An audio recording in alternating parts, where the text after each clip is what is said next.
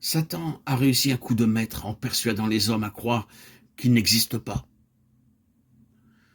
Mais le monde a reçu quelque chose durant l'histoire récente, et il y a eu un dévoilement absolument terrible de la malignité la plus abominable dans ce monde, et dans la conduite humaine.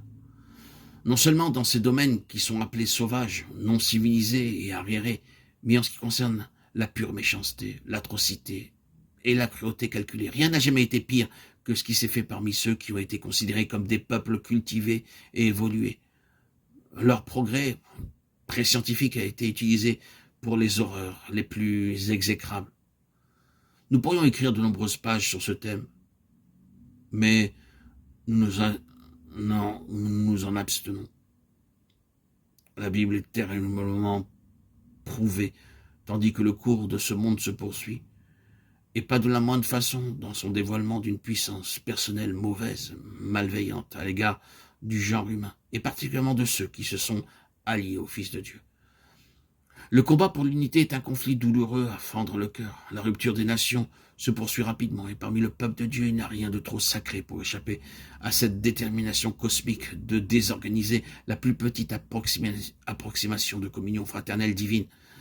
Bien sûr, il y a de nombreuses sociétés et confréries qui sont laissées en paix, mais ce n'est pas un compliment si Satan n'est pas inquiété. Ne commettons pas d'erreur à ce sujet. La Bible ne laisse dans aucun doute qu'à la fin de cet âge, chaque élément dans l'univers revêtira des traits caractéristiques manifestes d'intensification. Ceci, bien sûr, n'est logique que si la fin est plénitude à tout égard. Quelle que soit votre interprétation du chapitre 12 de l'Apocalypse, nous devons noter que le raccourcissement de l'exercice du pouvoir de Satan est marqué par sa venue en bas sur cette terre, étant animé d'une grande colère. Apocalypse 12, 12. Nous devons cependant nous rappeler qu'il y a une seule chose absolument prééminente et prédominante qui détermine tout et de laquelle toute chose découle, avec laquelle toutes choses sont en relation.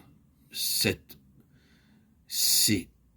cette seule chose qui explique tout ce qui se trouve dans l'épître aux Éphésiens et dans toutes les Écritures.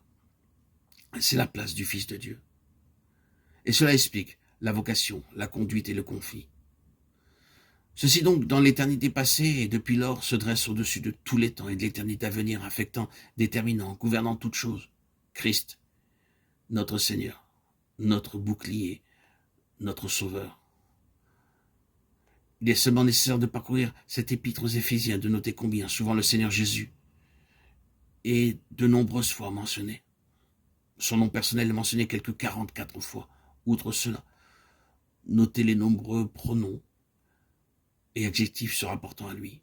Le Seigneur nous protège de tous les pièges que nous tend le diable.